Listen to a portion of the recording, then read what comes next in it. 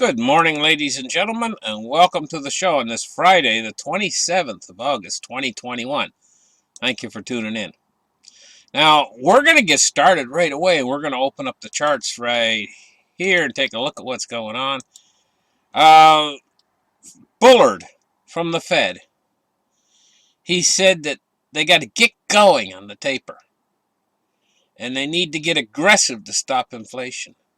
They're talking about having this taper in place finished here. It says right here, finished by the end of March 2022. It's only a few months away, because we're moving into the final part of 2021.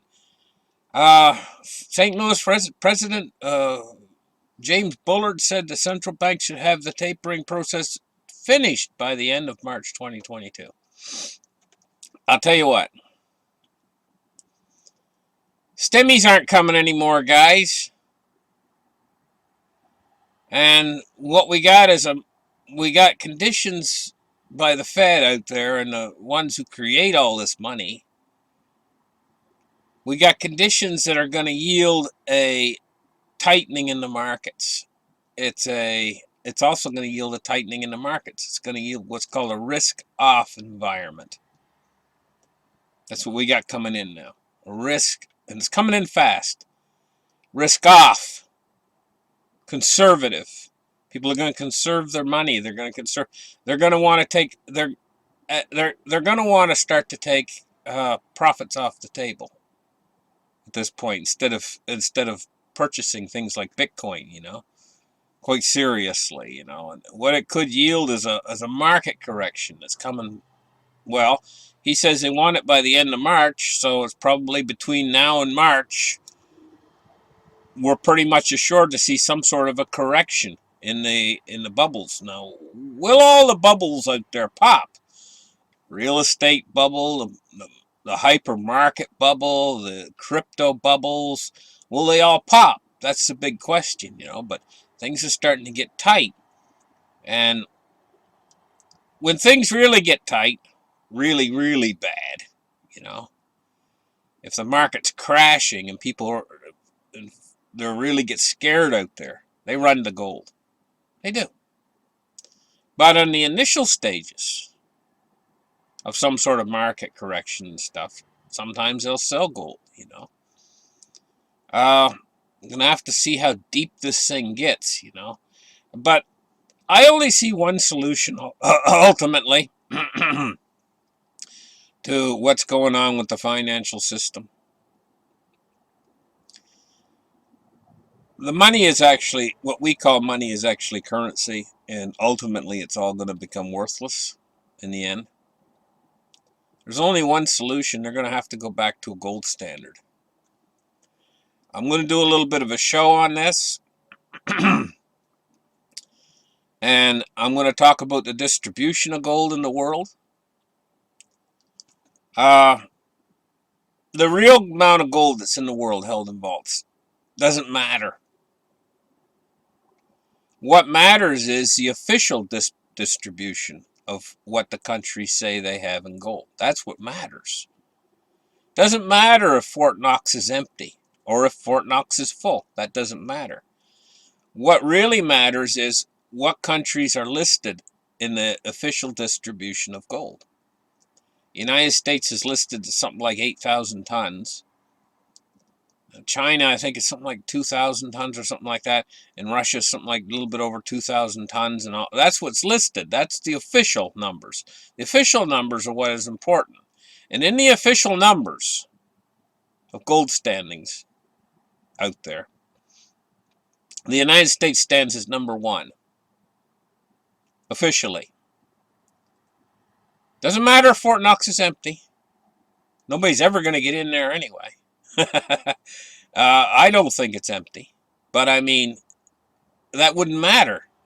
What it matters is the official numbers. And Germany has got a lot of gold officially. The United States has got a lot of gold officially. More than China and more than Russia. Russia's got a lot of gold, and China's got a lot of gold officially. Unofficially, Russia and China are probably they're right up there. China's probably got a lot more gold than what they're stating, officially stating.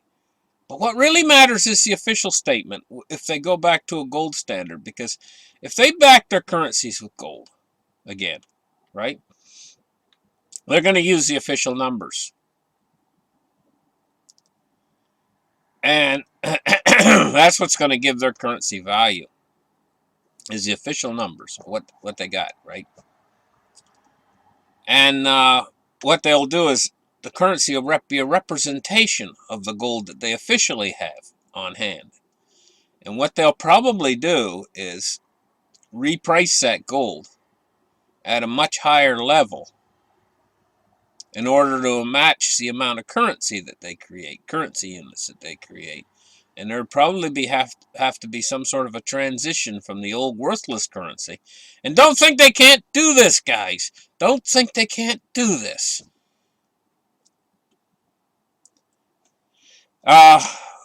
It's been done many times in many different countries when they have a hyperinflating currency, to have the old currency, which was practically worthless, coexist alongside a new currency that they create that has value again. Been done many times, and it's especially potent if they back the new currency with gold. The currency is not, the new currency that they create is not the gold itself. It's just supposedly backed with the gold. It's supposedly gold backed. And this gives the new currency a great purchasing power.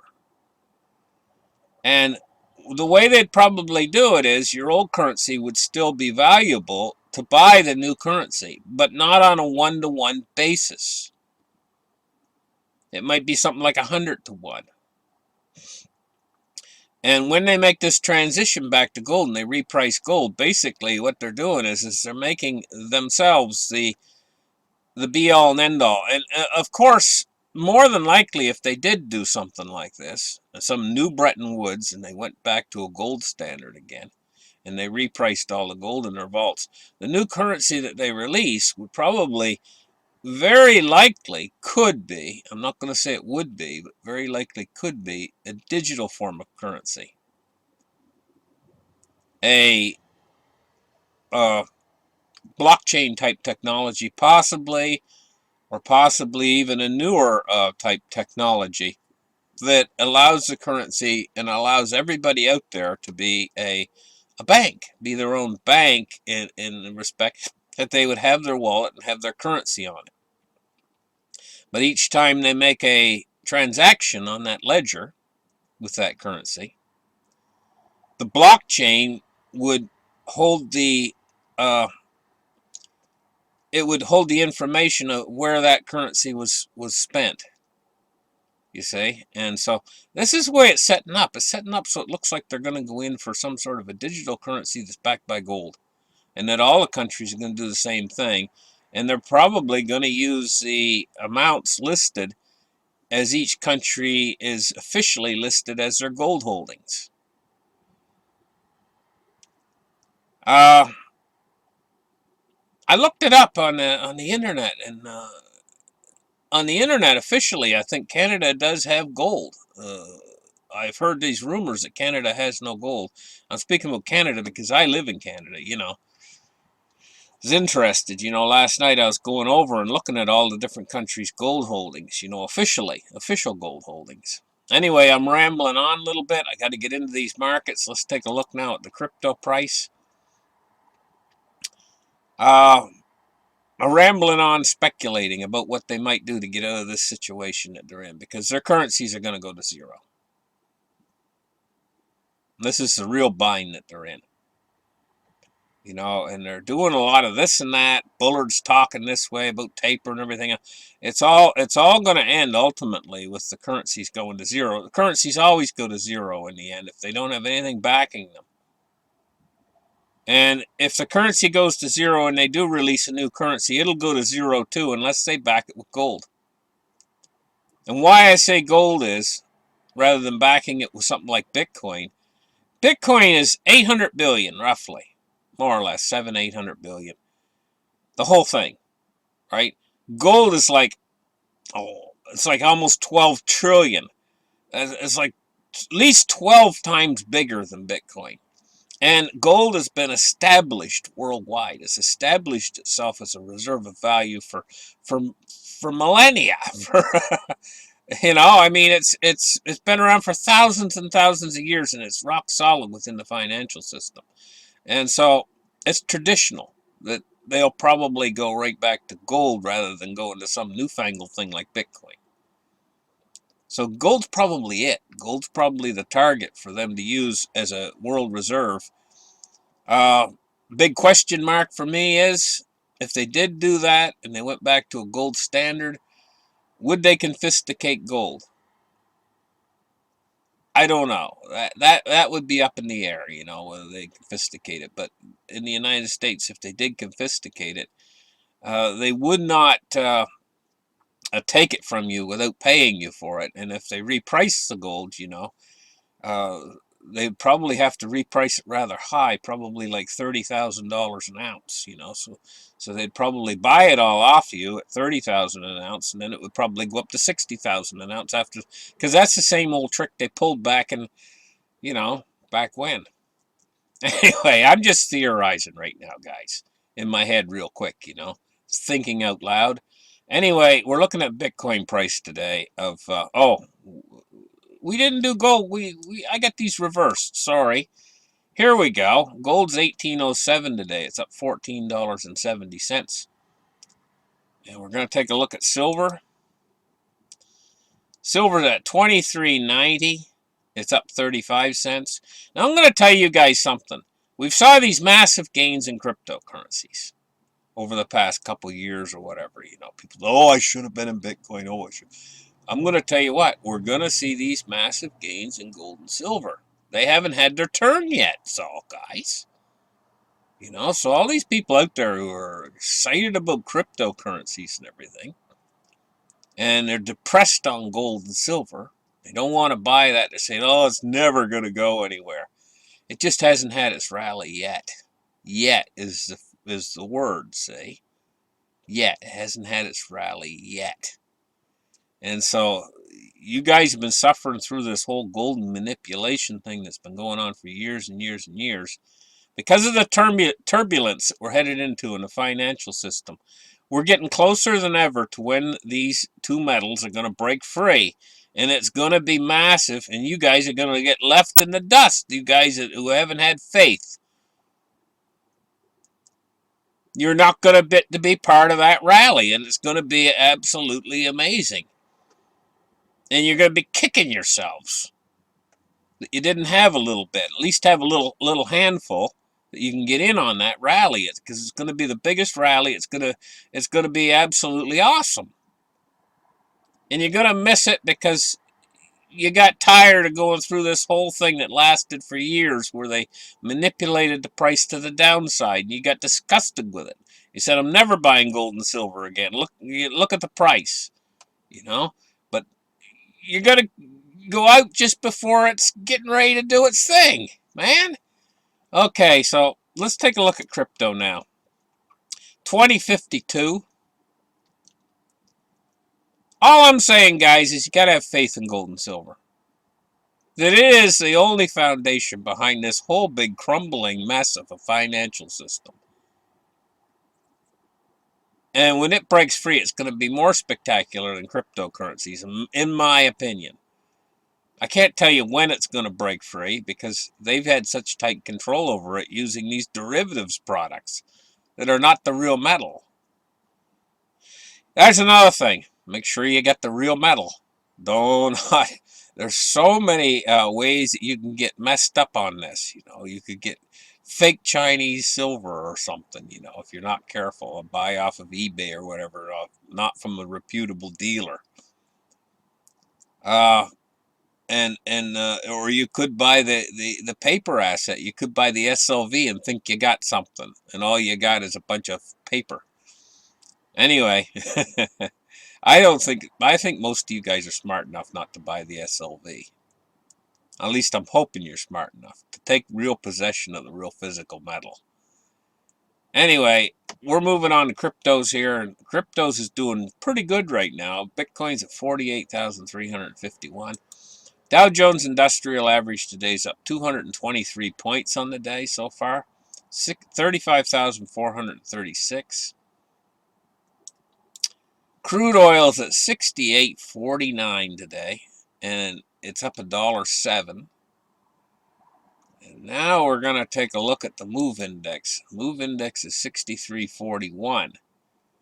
It's holding like similar to what it was yesterday. So it's going along sideways again at a little bit higher level than it was because it was down in the 50s. Bonds today, we're looking at a rise in yields. I mean falling yields, but it's insignificantly, it's not real big. It's only 2 or 3 basis points. And it's just basically making up for a loss of yesterday. We're looking at the U.S. 10-year at 1.32 and the U.S. 30-year at 1.92. And now we're going to take a look at the U.S. dollar index today. It's at 92.75 and it's fallen off. The dollar index is falling off today. Only a little bit though, but it was up in the 93s. Wouldn't surprise me if it fell back. It fell back a little bit, but I can't see it falling that much right now because conditions are tightening. And so it's entirely possible it could have a little bit of a rally into the dollar as conditions tighten. From this business, Bullard says Fed has to get going on the taper. That's going to tighten things, tighten policy. What has Powell got to say? Powell says reversing Fed stimulus too early could be particularly harmful. They're being very careful how they word things, Federal Reserve Chairman Jerome Powell said on Friday that the U.S. economic recovery appears to be making progress, but warned that the central bank needs to be careful not to tighten its policy before enough Americans can return to work. So one's talking one way, one's talking the other way, and meanwhile the economy's trudging on. Now for the pets, guys, and you guys have a great day. Hello, guys, this is your pets. Well, you know what? I didn't realize I was at the end of the list. I only got one pet left, and I've done them all. For now, we're going to do this again. Maybe in another, I don't know, probably next month. But this picture comes from Thomas, and I think the name of his pet is Target Boy, or Target, or Boy. Maybe one pet's called Boy and one's called Target. Pet pictures, Target Boy, it says. Now, these are the 3 pictures of Target Boy, and he's cute. He's got like a patch over his eye, I always think a dog with a patch over his eye is awfully cute. So anyway, listen, guys. Probably in about a month, I think we're going to do this again with the pets. And so it's been a fun segment on the show, and I'm probably going to do it again next month. Thank you guys for listening, and we'll catch you guys in the next show. Bye-bye.